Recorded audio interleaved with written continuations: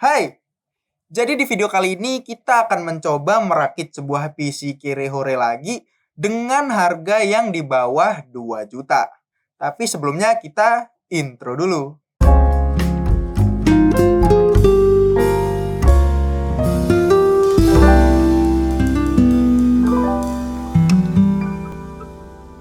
Hai friend, apa kabarnya? Kembali lagi sama gue Raka di sini di 21 Creative Media, channel yang ngebahas teknologi secara kreatif.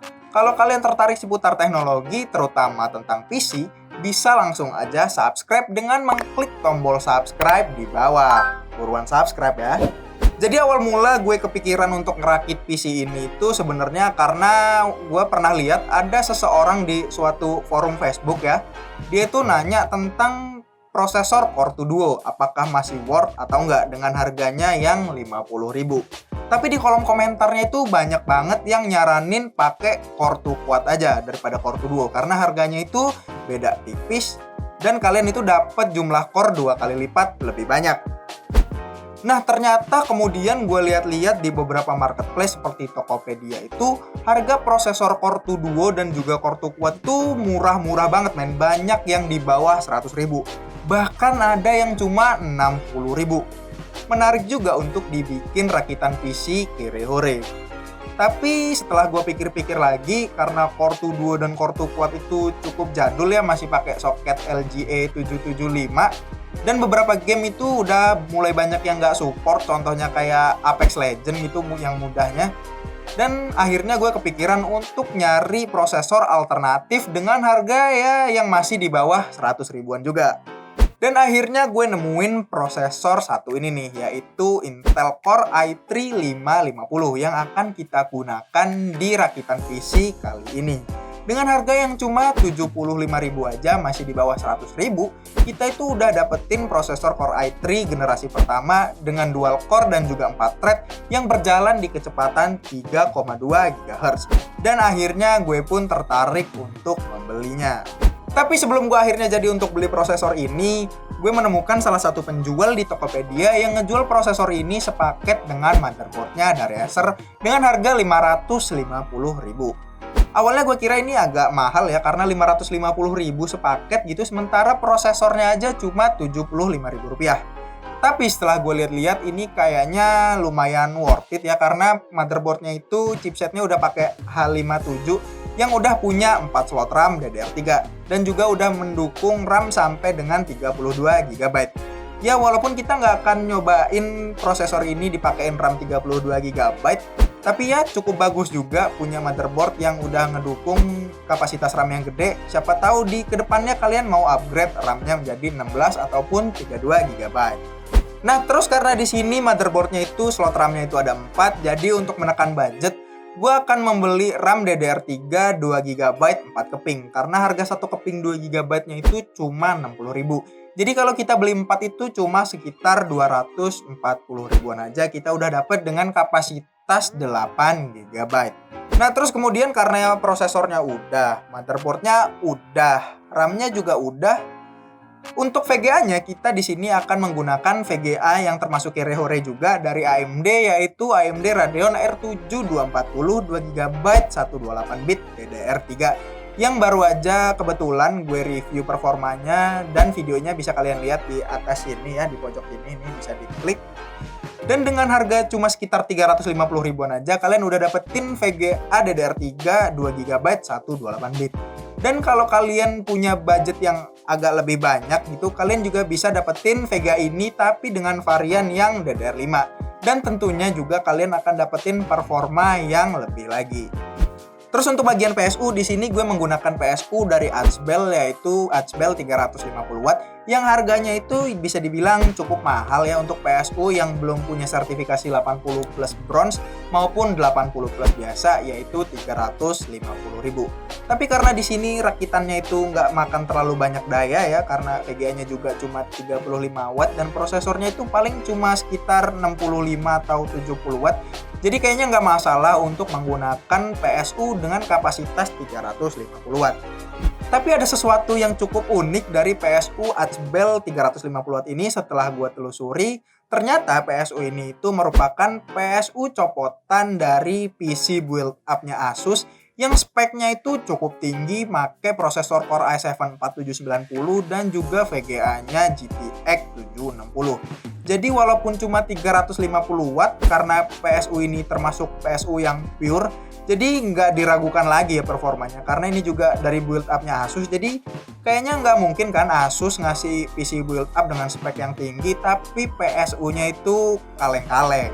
Nah, terus untuk yang terakhir ini, untuk bagian penyimpanan di sini gue menggunakan hard disk biasa ya 3,5 inci dari Seagate sebesar 500 GB dengan kecepatan 7200 rpm dan itu harganya cuma 150 ribuan.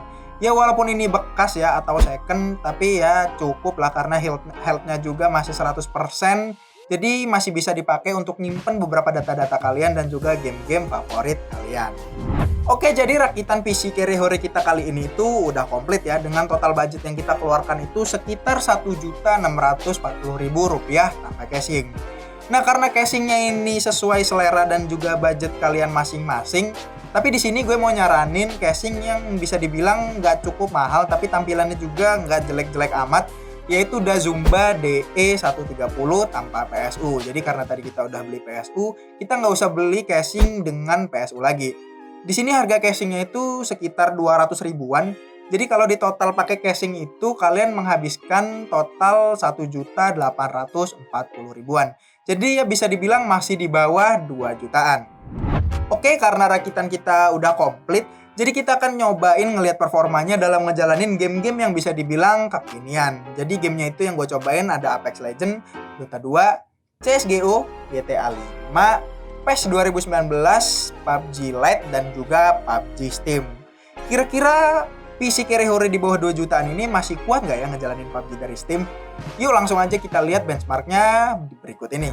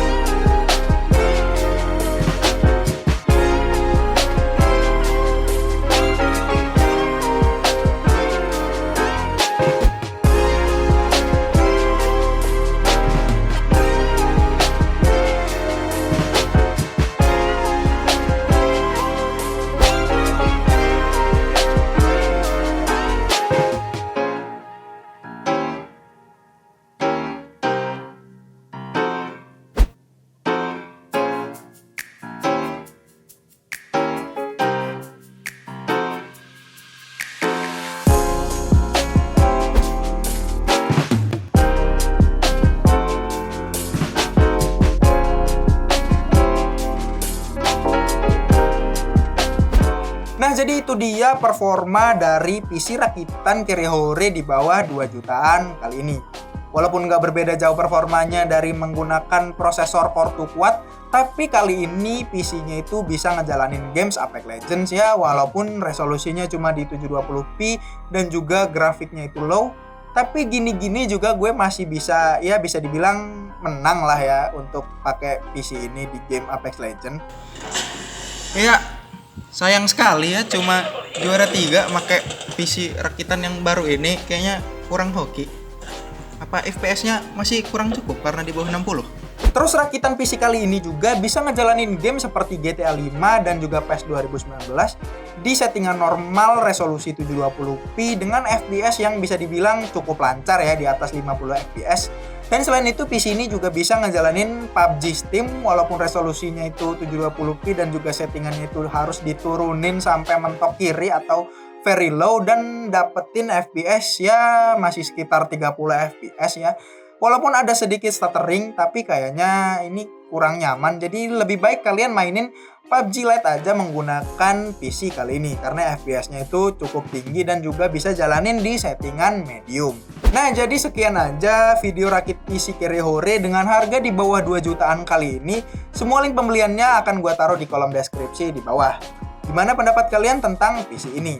Apakah dengan harga yang di bawah 2 juta kalian dapetin performa yang sesuai? Atau mungkin kalian ada alternatif lainnya?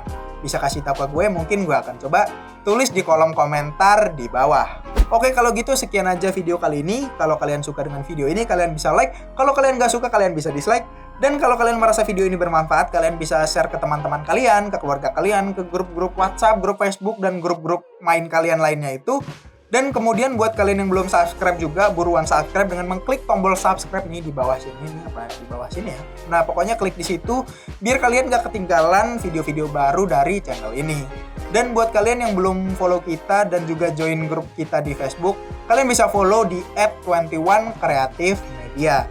Dan juga linknya akan gue taruh di kolom deskripsi di bawah. Jadi sekian aja kalau gitu. Sampai ketemu di video selanjutnya. Gue Raka pamit undur diri. Signing out.